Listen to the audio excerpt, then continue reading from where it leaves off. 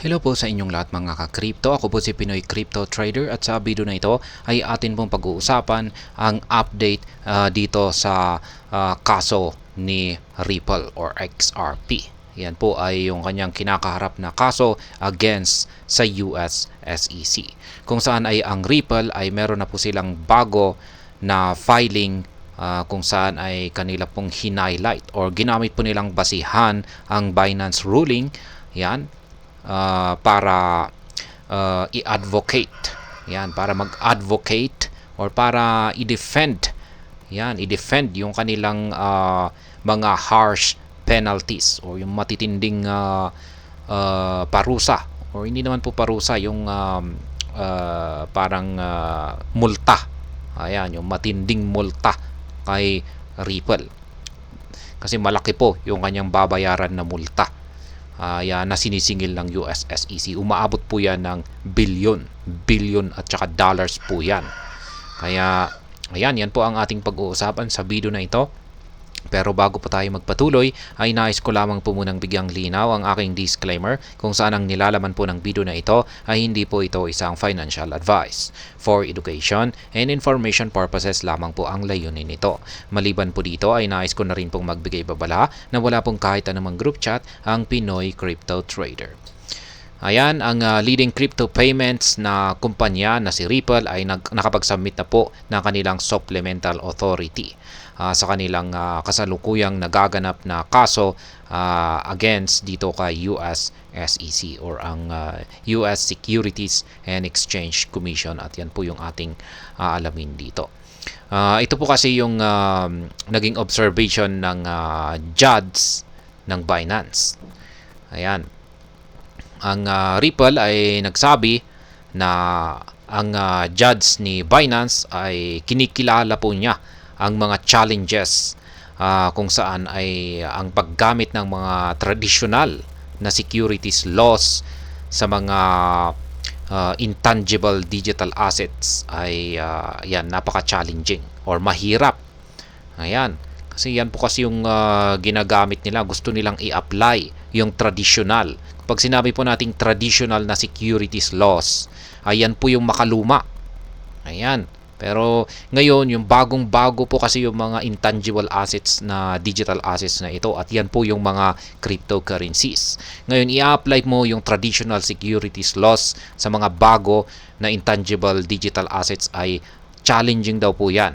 Ayan, mahirap, parang hindi pwede.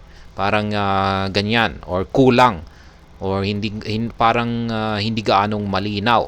Kaya dyan po nagkakaproblema. Ngayon yung korte ay naobserbahan po nila na ang approach na ito ng US SEC, kasi ganyan po yung approach ng US SEC. Ang ginagamit po nilang ginagamit po nila na pagre-regulate ay yung traditional.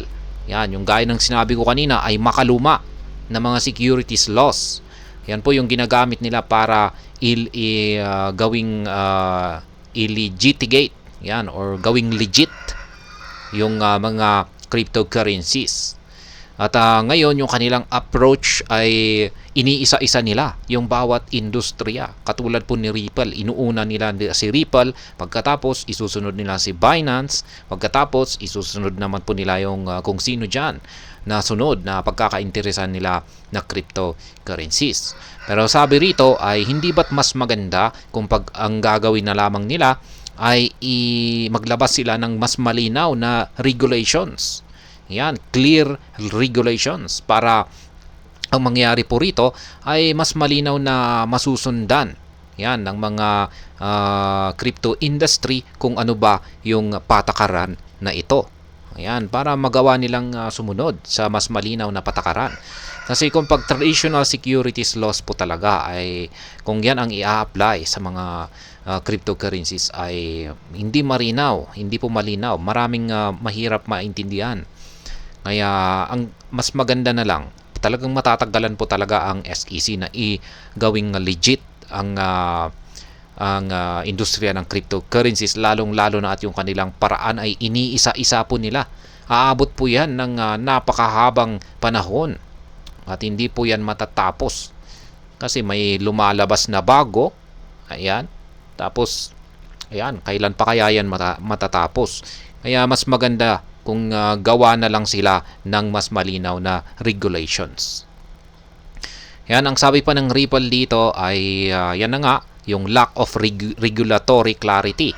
Hindi malinaw yung kanilang patakaran pagdating sa mga cryptocurrencies. At yan po ay naobserbahan na rin ng judge ng Binance.